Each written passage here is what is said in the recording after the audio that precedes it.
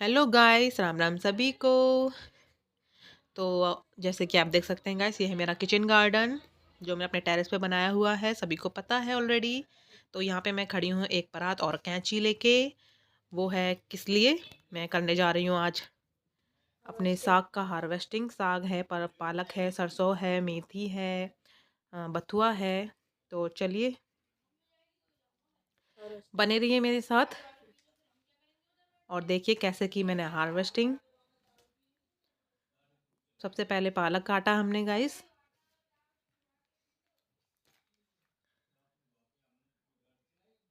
और ये एक बाथ टब ही है गाइस, राउंड राउंड शेप का, यानी गोल आकार में है ये।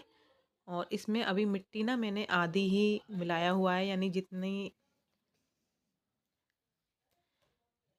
क्वांटिटी इसमें मट्टी और खाद की है उससे डबल हमें और इसमें फिल करना होगा, तभी जाके ये अच्छे से फुल हो पाएगा। तो अभी देखिए मुझे काफ़ी नीचे झुकना पड़ रहा था इसकी हार्वेस्टिंग के लिए, तो काफ़ी मुझे परेशानी हो रही थी। बट धीरे धीरे ना मुझे इसकी हल्की मिट्टी तैयार करनी पड़ेगी इसके लिए, क्योंकि छत पे रखा हुआ है, काफ़ी बड़ा है ये पाउंड सा। और इसके लिए हमें हल्की मिट्टी बनानी पड़ेगी, कंपोस्ट वगैरह पत्ते वगैरह को गलाकर।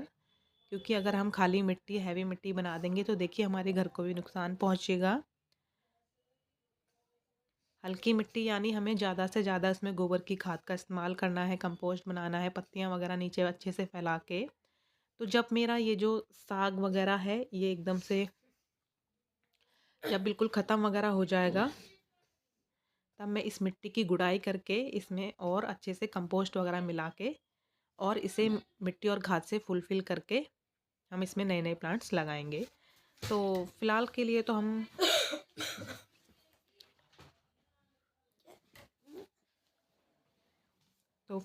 देखिए हम हार्वेस्टिंग कर रहे हैं पालक धीरे धीरे, काफ़ी डरते डरते कि कहीं बिल्कुल नीचे से जड़ वगैरह ही ना उखड़ जाए।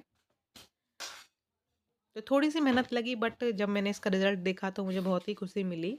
तो जो हमारी ये पालक की ये जो परात देख रहे हैं ना, ये पूरी भर चुकी थी। वो भी सिर्फ आधी ही, मैंने आधी जगह से ही कट किया था, आधा पालक। ये जितना आप एरिया देख रहे हैं ना, इसमें से मैंने आधा ही पालक कट किया है और हमारी ये परात बिल्कुल भर चुकी थी। यानी कि आप कह सकते हैं कि मैंने अपने घर में एक टाइम का साग हमारा फुलफिल हो चुका था, एक टाइम की सब्जी हमारी अच्छे से बन गई थी हमारे घरेलू घर के ही किचन गार्डन से। और गाइस इसका जो टेस्ट होता है ना वो बहुत ही ज़्यादा औसम होता है। यानी जिस दिन मैंने ये साग बनाया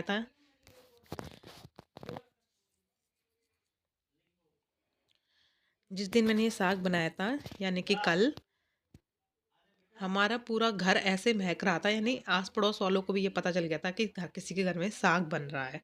आस पड़ोस तक भी इतनी अच्छी से खुशबू आ गई थी। और जो हम बाजार से साग खरीदते हैं ना गाइज, उनमें बिल्कुल इतनी खुशबू नहीं आती है। और इसमें बहुत ही तो देखिए कम मेहनत करनी पड़ती है। जब हम साग में आलन लगाते हैं, उसे घोटते हैं, बहुत ही कम मेहनत करनी पड़ती है।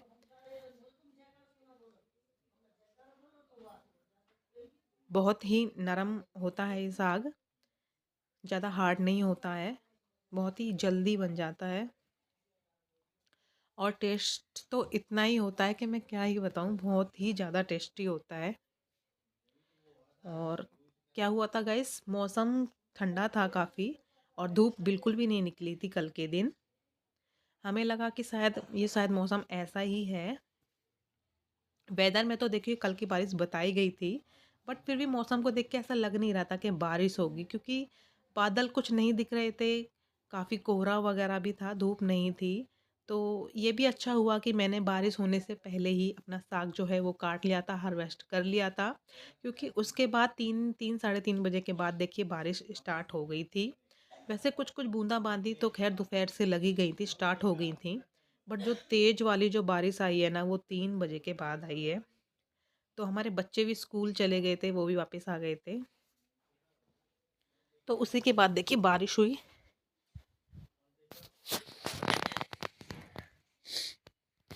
इस वक्त जब मैं ये साग की हार्वेस्टिंग कर रही थी तब भी काफ़ी ठंडी ठंडी हवाएं चल रही थी, ठंड थी।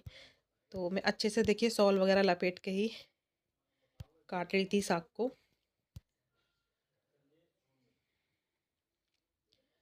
तो आप इसका देखिए एरिया देख सकते हैं, मैंने आधे में पालक लगाया हुआ है और आधे में मेथी है, जो भी थोड़ी थोड़ी ही ग्रो हुई है।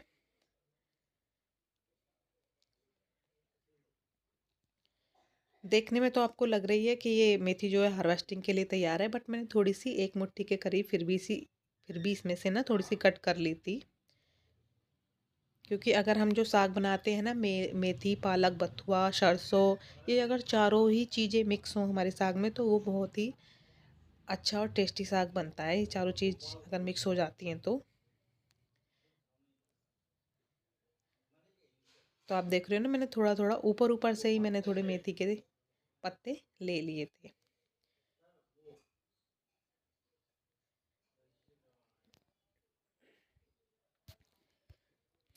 और फिर इसके बाद मैंने किया था सरसों के साग की हार्वेस्टिंग, और आप देखिए मेरी परात भी देख सकते हैं किस तरह से मतलब भर चुकी है,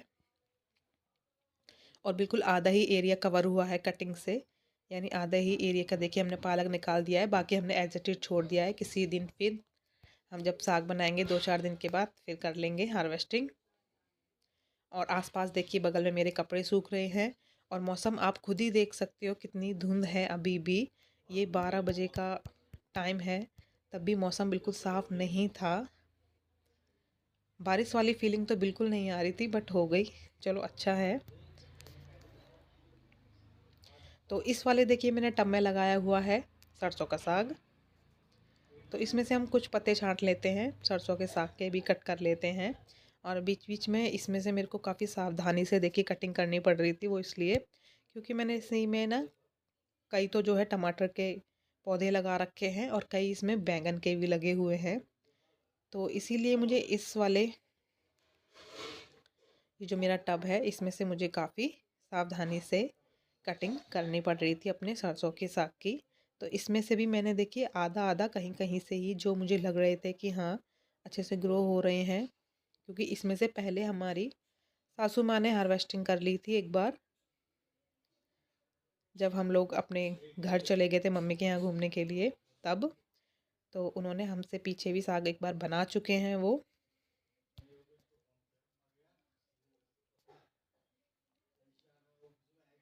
और इतनी तेज़ इसकी महक थी, ये जो सरसों के साग होता है ना, इतनी तेज़ इसकी महक थी। तो मैंने कई बार, मैं 2-3 बार जैसे छत पे आके बैठ जाती थी धूप में, तो मैं इसके पत्ते ऐसे ही चौंट के, तो हमारे यहाँ देखिए ऐसे होता है कि हम लोग सरसों के जो डांठल होते हैं उन्हें भी खाते हैं छील के, और ये जो हरे हरे पत्ते होते हैं इन्हें भी खाते हैं गाइस। तो इनमें इतनी मिर्ची थी, इतनी तीखे पत्ते थे ये, मैं आपको क्या ही बताऊँ।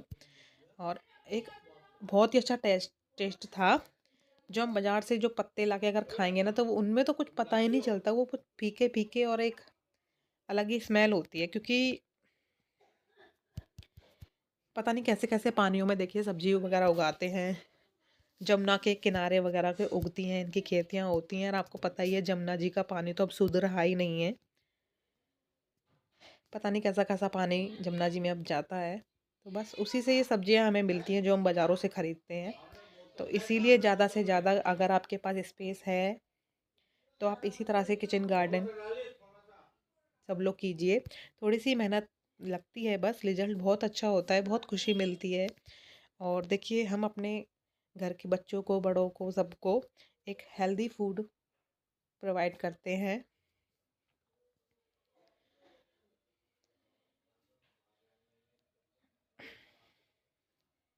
बिना किसी कोई दवाई का छिड़काव, बिना कुछ नहीं, कोई फर्टिलाइज़र नहीं, कुछ कोई कीटनाशक नहीं, कुछ नहीं। नॉर्मल खाद, मिट्टी और पानी से उगाया हुआ ये साग है।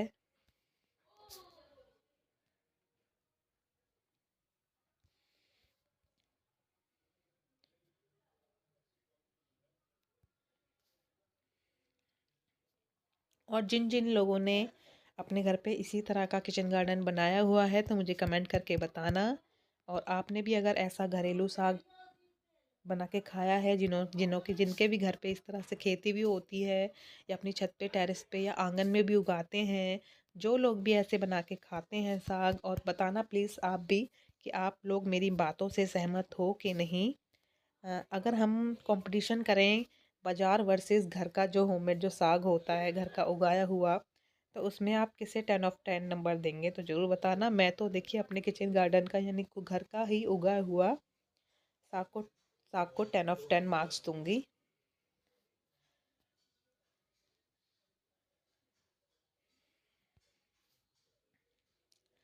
फिर देखिए मैंने लाके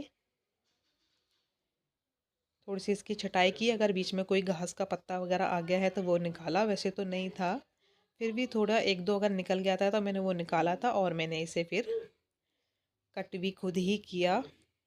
सासू माँ हमारी हो रखी थी बीमार, वरना वही दरात से कट करती थी, मुझे दराती चलानी नहीं आती थी, तो मैंने कट किया। तो यहाँ पे देखिए मैंने बनाया सरसों का साग विद बाजरे की रोटी।